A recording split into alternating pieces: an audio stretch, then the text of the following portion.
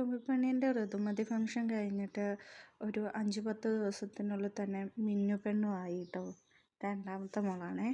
അവൾ ഋതുമതിയായി. ഞങ്ങൾ അതിന് വേണ്ടിയിട്ടുള്ള ഒരുക്കങ്ങളൊക്കെ ചെയ്ത് ഞങ്ങൾ ഫംഗ്ഷന് വേണ്ടിയിട്ടെല്ലാം സെറ്റാക്കി. അന്നേരം അവളുടെ അച്ഛമ്മേൻ്റെ സഹോദരൻ ബാബുമാമന് സുഖമില്ലാണ്ടായി.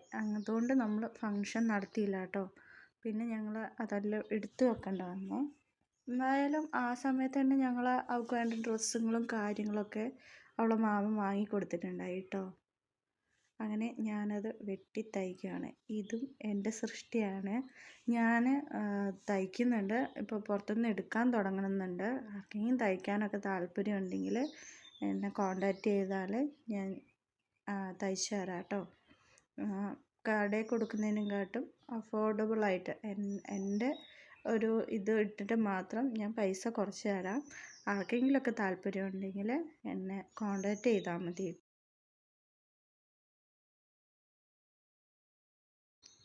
ഈ ഇത് ടോപ്പിനും സീറ്റ് ഹാർട്ട് നെക്കും ബാക്ക് ഓപ്പണും ആയിട്ടുള്ളതാണ്. എല്ലാവർക്കും ഒരുപോലെ തന്നെ മതി എന്ന് പറഞ്ഞുകൊണ്ട് അങ്ങനെ തന്നെയാണ് തയ്ച്ചത്.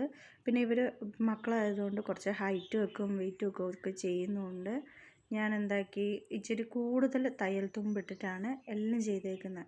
കാരണം അവർക്ക് കുറച്ച് കഴിയുമ്പോഴും അത് ഉപയോഗിക്കാൻ പറ്റണം. പിള്ളേർ വേഗം വലുതാവുന്നതുകൊണ്ട് എല്ലാം അങ്ങനെയാണ് ഞാൻ സെറ്റ് ചെയ്തേക്കുന്നത്. കുറേ തയ്യൽ തുമ്പിട്ടിട്ടാണ് ഞാൻ അടിച്ചേക്കുന്നത്. അഥവാ തടി വെച്ചാലോ പിന്നീട് ഇടണമല്ലോ എന്ന് ഓർത്തിട്ട് ഞാൻ അത്യാവശ്യം ലെങ്ത്തിലാണ് തയ്ച്ചേക്കുന്നത്.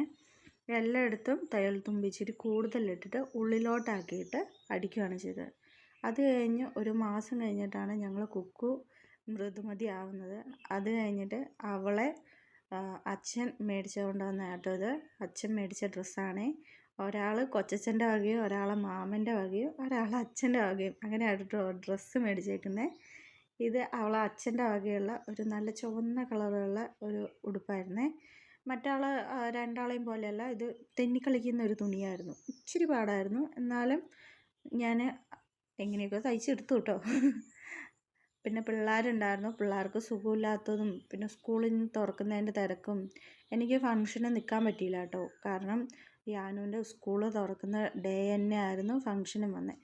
ഞങ്ങൾ കുറച്ച് വൈകിയാണ് എത്തിയത്. എന്നാലും മധുരം കൊടുക്കാനൊക്കെ പറ്റി കേട്ടോ ഞങ്ങൾക്ക്. ഉടുപ്പിക്കണം എന്നൊക്കെ എനിക്ക് ഭയങ്കര ആഗ്രഹമായിരുന്നു. പക്ഷെ നടന്നില്ല. കൊച്ചിൻ്റെ ഫംഗ്ഷന് പോകാണ്ടിരിക്കാൻ പറ്റാത്തൊരവസ്ഥയായതുകൊണ്ട് ഞാൻ രണ്ടും രണ്ട് രീതിയിലാണ് അടിച്ചത് കേട്ടോ. എനിക്ക് പാകമാണ് കേട്ടോ എന്ന് പറഞ്ഞിട്ട് ഞാൻ എന്നെ തന്നെ ഇട്ട് കാണിച്ചു കൊടുത്താൽ കേട്ടോ മക്കൾക്ക്. ഇനി ഇതിലെക്കാട്ടും കൂടുതൽ വലുപ്പത്തിൽ എനിക്ക് അടിക്കാൻ അറിയില്ല എന്നൊക്കെ